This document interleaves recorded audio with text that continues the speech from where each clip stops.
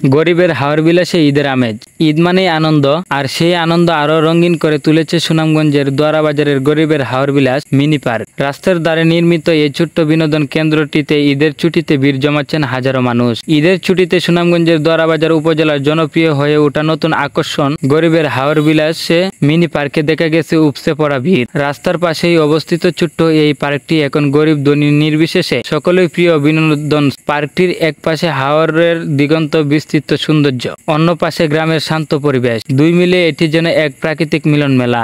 ঈদের দিন থেকে শুরু করে পুরো ছুটির সময় জুড়ে প্রতিদিনই পার্কটিতে ভিড় করেছে শত শত মানুষ। গরিবের হাওর বিলাস কেবল একটি মিনি পার্ক নয়, এটি এখন গ্রামের মানুষের জন্য একটি মিলন মঞ্চ, আনন্দের একটি নতুন ঠিকানা।